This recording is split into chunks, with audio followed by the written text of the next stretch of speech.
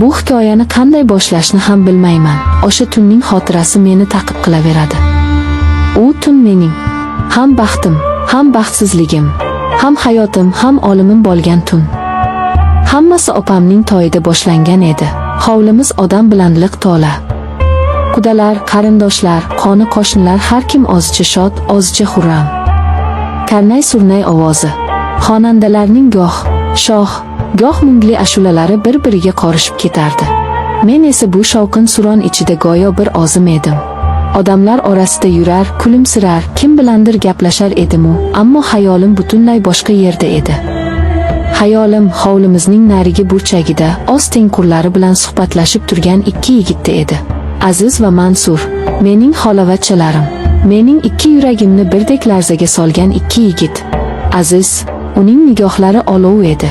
U bilan gaplashganimda so'zlarim ham, o'zim ham adashib qolardim. Uning yonida o'zimni ojiz, ayni paytda esa butun dunyoni zabt etishga qodirdek his qilardim. Uning kulgusi ham boshqacha edi, jarangdor, dadil. Mansur esa uning aksi edi. Uning ko'zlari chuqur, sokin, ammo ichida nimalar yashiringanini hech kim bilmasdi. U kamgap edi, ammo har bir so'zi oqdek edi. Ular ikkisi bir-birini to'ldirib turadigan ikki olam edi. Meni esa bu ikki olam birdek o'ziga tortardi. Qaysi biriga talpinsam, ikkinchisidan uzoqlashayotgandek tuyulardim. Bu tuyg'u meni ich-ichimdan yemirardi. To'y avjida odamlar davrada raqsga tushardi. Kimdir menga ham ishora qildi, lekin men boshimni chayqab hovlining chetroqiga borib turdim. Nega bir ozing turibsan? Bu ovozdan seskanib ketdim. Yonimga qachon kelib ulgurganini sezmay ham qolibman. Bu Aziz edi.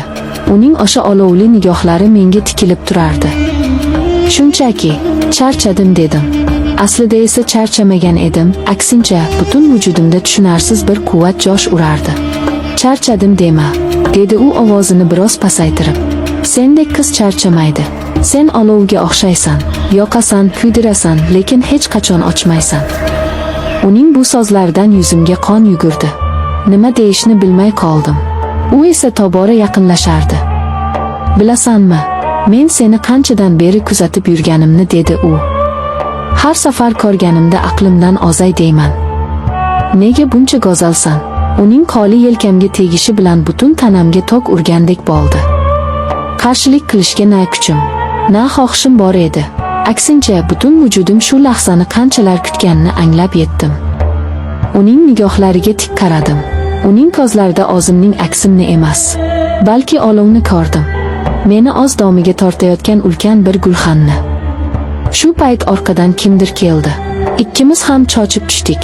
O'girilib qarasam, Mansur, u bizga qarab turardi.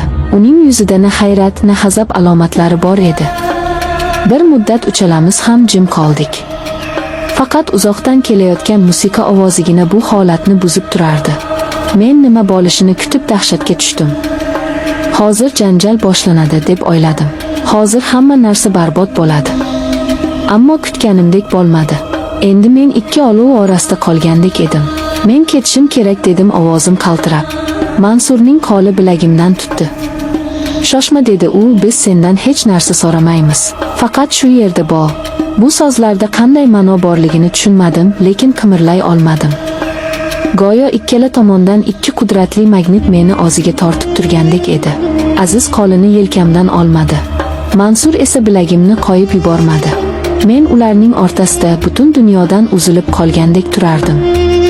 Ularning nigohlari bir-biri bilan to'qnashdi va men bu nigohlarda na raqobatni, na nafratni ko'rdim. Faqatgina men uchun menga bo'lgan tushunarsiz, ammo qudratli bir tuyg'uning aksini ko'rdim. Yuringlar, dedi Aziz bir payt o'rnidan turib. Bu yerda shovqin. U qo'limdan tutib meni yetakladi. Rustam ham bizga ergashdi. Qayoqqa ketayotganimizni so'ramadim. So'rashga hojat yo'q edi. Men shunchaki ularga ergashdim. Biz hovlining eng chekkasidagi eski omborxonaga kirdik. Bu yerga odatda hech kim kirmasdi. Ichkarida eski-tuski narsalar, qoplar taxlab qo'yilgandi.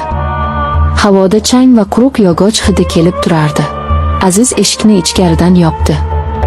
Ichkariga derazadan tushayotgan yulduzlar nuri xira-shira yorug'lik berib turardi. Shu yorug'likda men ularning yuzlariga qaradim. Ikkalasining ham nigohi menga qadalgan edi. Bu nigohlarda iltijo, ehtiros, mehr va yana allanimalar bor edi. Men nima bo'lishini bilar edim va men bunga tayyor edim. Yo'q, men bunga tayyor emas. Men buni xohlayotgan edim. Butun vujudim bilan, butun borlig'im bilan shu lahzani istayotgan edim. Bu tunning qolgan qismi tush kabi o'tdi. Tushunarsiz, chalkash, ammo aql bovar qilmas darajada hayajonli va shirin bir tush. Men go'yo ikki xil musiqani bir vaqtning o'zida tinglayotgandek edim. Azizning otashin ehtirosi, uning shiddatli harakatlari meni yoqib kuydirsa, Mansurning muloyim shivirlashlari, ehtiyotkor teginishlari ruhimga malham bo'lardi.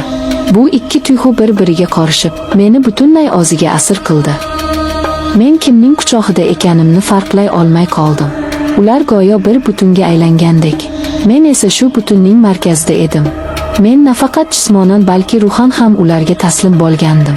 Bu gunoh ekanini, bu aqldan ozish ekanini bilar edim, ammo o'sha lahzada bu dunyodagi eng yoqimli holatdek tuyulardi.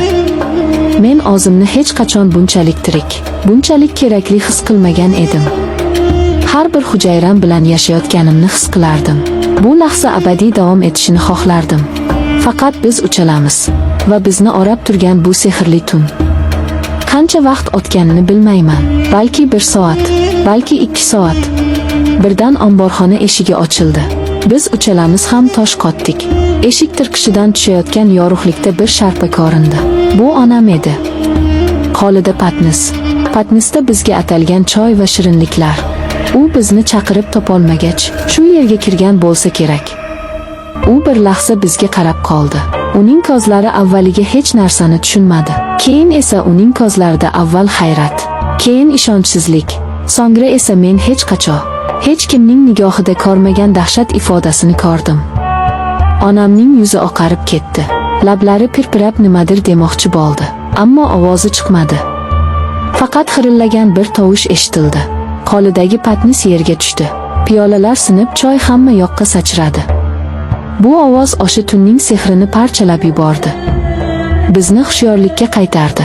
Biz qanday dahshatli ish qilib qo'yganimizni endi anglab yetgandik. Ammo eng dahshatlisi hali oldinda edi.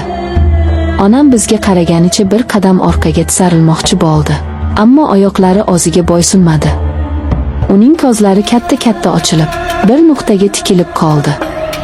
U qo'llari bilan ko'ksini ushladi. Yuzi ko'kara boshladi. U og'zini ochib nafas olmoqchi bo'ldi. Lekin havo yetishmayotgandek boqilardi. Va keyin u sekin asta, jonsiz bir qo'g'irchoqdek orqaga quladi. Uning boshi yerga gurs etib urildi. Men qotib qolgandim. Nima bo'layotganini idrok eta olmasdim. Aziz birinchi bo'lib o'ziga keldi. "Xolajon!" deya baqirib yubordi va onamning yoniga otildi. Mansur ham yugurdi.